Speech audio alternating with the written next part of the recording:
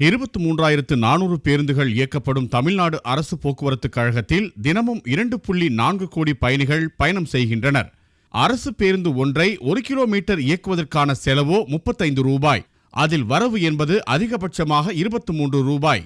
மீதமுள்ள பற்றாக்குறையை ஈடு செய்ய போதிய நிதி வழங்காமல் இருப்பதால் 60,000 கோடி சொத்து மதிப்புடைய அரசு போக்குவரத்து துறை இன்று 35,000 கோடி ரூபாய் கடனில் சிக்கி தவிப்பதாக தொழிற்சங்கங்கள் சுட்டிக்காட்டியுள்ளன. வருமானத்தை பற்றாக்குறையை வரவுக்கும் செலவுக்குமான வித்தியாச தொகையை ஈடுகட்டுவதற்கு தொடர்ந்து எவ்வளவு பற்றாக்குறை ஏற்படுதோ அந்த பற்றாக்குறையை அரசாங்கம் ஈடுகட்ட வேண்டும் என்பதுதான் எங்களுடைய இது. இப்போ உதாரணத்துக்கு எலக்ட்ரிசிட்டி போர்டு இருக்குது. எலக்ட்ரிசிட்டி போர்டில் ஒரு யூனிட் மின்சாரம் வெளியில் 7 ரூபாய் 8 ரூபாய்க்கு வாங்குறாங்க. அதை மக்களுக்கு குறைஞ்ச ரேட்டில் கொடுக்குறாங்க. இந்த வித்தியாச தொகையை கவர்மெண்ட் கொடுத்துருது. போக்குவரத்து கழகத்தில் 30 லட்சம் பேர் இலவச பயண அட்டையை பயன்படுத்தி பயணம் செய்கின்றனர். போக்குவரத்து துறை சேவை நிறுவனம் என்பதால் இந்த தொகையை மானியமாக போக்குவரத்து கழகத்திற்கு வழங்க வேண்டும்.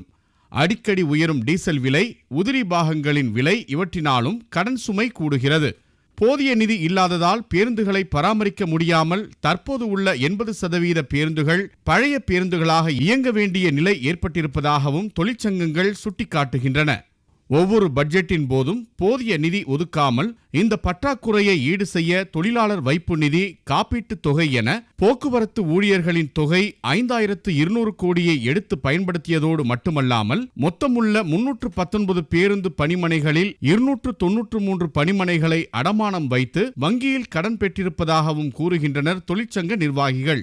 பேருந்துகளை நம்முடைய தனியாரோடு போட்டி போட்டுக்கொண்டு இயக்கத்தக்க வகையில் முறையான நேரத்தில் முறையான பேருந்து இயக்கத்தை உறுதி செய்ய வேண்டும். அதற்கு தற்போது 80% பேருந்துகள் பழைய பேருந்துகளாக இருக்கிறது. தனியாரோடு போட்டி போடுவதற்கு இது சரியான பேருந்துகள் அல்ல என்பது எங்களுடைய கருத்து. முறையான இயக்கம், நேரத்திற்கான இயக்கம் இருந்தால் மட்டும்தான் இந்த போக்குவரத்து கழகங்கள் மற்ற தனியாரோடு போட்டி இயக்குவதற்கு வாய்ப்பு இருக்கிறது. இதன் விளைவு ஓய்வு பெற்ற ஊழியர்கள் கடந்த 2013 அக்டோபர் மாதத்திற்கு பிறகு பணிக்கொடை, விடுப்புத் தொகை என எந்தவித ஓய்வு கால பயனும் கிடைக்காமல் இருப்பதாகவும், எனவே தற்போது ஏற்பட்டுள்ள கடன் சுமையை சரிசெய்ய அண்டை மாநிலமான கேரளாவை முன்மாதிரியாக கொண்டு போக்குவரத்து துறைக்கென்று சிறப்பு நிதியை வரும் பட்ஜெட் கூட்டத்தொடரில் ஒதுக்க வேண்டிய அவசியத்தை தொழிற்சங்கங்கள் வலியுறுத்தியுள்ளன. பாலிமர் செய்திகளுக்காக ஒளிப்பதிவாளர் ஜோஸ்வாவுடன் செய்தியாளர் சரவணகுமார்.